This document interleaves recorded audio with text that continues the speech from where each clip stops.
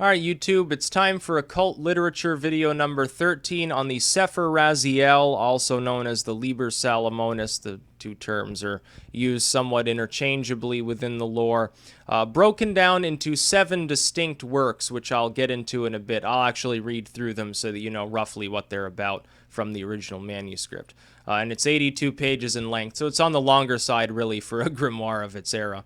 As always, link in the description to where you can purchase this work on Amazon, a second link to my books blog where there are other grimoires, alchemical works, several works on Kabbalah, things that I've written and so forth, not all on occult topics.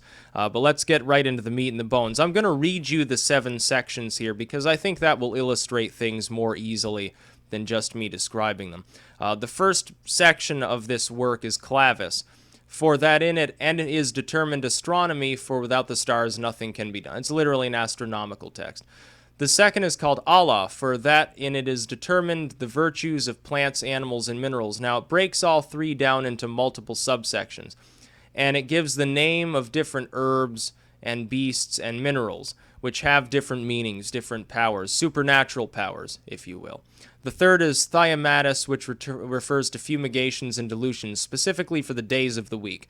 That is, there's a different perfume, a different sort of incense created for, used on the different days of the week. It goes back to the story of Adam, as some works in the occult do, and attempts to say that you should use these things for sort of a cleanliness or a purification ritual of sorts, in order to make your occult capabilities greater, as well just to evoke the grace of God, essentially. The fourth is called the Treatise of the Months and Days, for there it is determined in which everything ought to be done by this book. That is, you've got to wait until certain times to actually work any of the rituals therein. As with many such works, you can't simply fling a spell at a whim. You have to wait to conduct certain rituals at certain times, and in many cases, certain places, trust me. The fifth is called the Treatise of Cleanliness and refers to and determines periods of abstinence. This is just the basic chastity chapter in order to make sure the operator of the text is chaste and clear, clean, that is, not fornicating wildly, not gambling and getting drunk and all of these things, which hold back the mystical power within most grimoires. Most texts would consider it an abomination for the operator or the mage or whatever you wish to term it to be not abstaining from at least most worldly pleasures, if not all of them. And the degree of severity really depends on the work. This one is sort of in the middle as far as its the chastity goes, I suppose. The sixth is called Samaim, and it names the heavens, their angels, and their powers. Typical section you would expect to be included in literally any work from this period. That is, there are certain angelic forces which reign over the days of the weeks. They have to be observed. Their characters have to be known in order for you to operate the magic therein. This would be included in literally almost any specific work.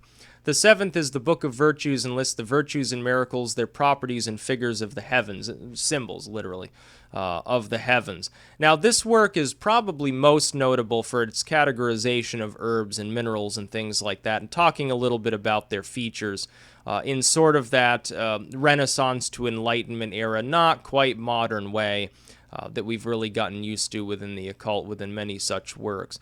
Beyond that, it's still an interesting text for other purposes. It has a different categorization system than some other texts.